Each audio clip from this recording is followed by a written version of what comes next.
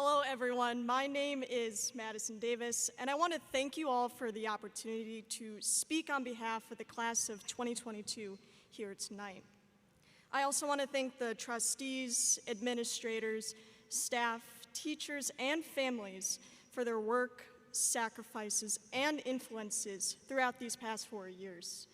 Your bold decisions and commitment to placing my classmates' needs ahead of your own precisely demonstrates how effective Ignatius has been over these past 150 years. I know this moment is particularly special as we celebrate Mrs. Lacko's final year at St. Ignatius.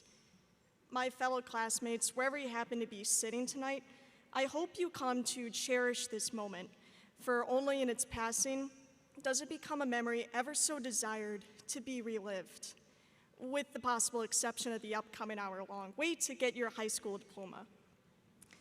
But even during those moments, I want you to reflect on these past 4 years and see where you've come. Throughout our experiences, we have developed the skills necessary to become competent leaders. And yet, what does that truly entail?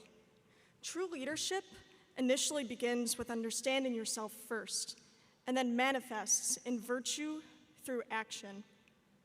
Whether you know it or not, I think that you've already been able to do this throughout your years here at Ignatius. How else can you explain the extraordinary athletic and academic experiences here these past 4 years?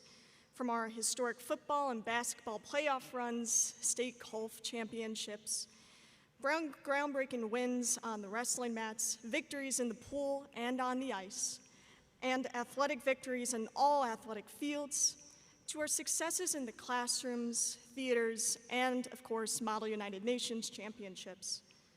Long before we could lead in this manner, we had to lay the foundations, beginning with our freshman year. We started at the front of Tully Hall, wearing our lanyards past school hours, asking everyone's grammar schools as conversation starters, only to forget them, and of course, accidentally going up the stairs to nowhere.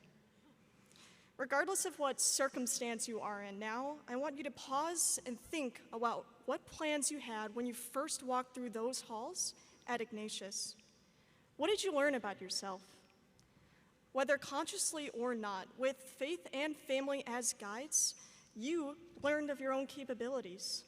You then employed yourself through action, and you now gather here in celebration of a successful journey. With a new chapter in college comes a repeat of this process. Self-reflection is a key prerequisite to leadership, but it is not an easy feat. You have experienced and been shaped by moments of joy, yet also loss, hardship, and isolation from the ones you love and cherish. You have experienced self-doubt from social and individual pressures, and yet here you are anew, defined by a greater purpose, a greater creator, ready to begin the new steps in life. Whatever future plan you design, whatever layout of your life you decide, let it be divinely inspired. For to quote Proverbs, by wisdom a house is built, and through understanding it is established. Reflecting on these fundamental experiences in your life will serve to deepen your understanding of yourself and what you want to accomplish.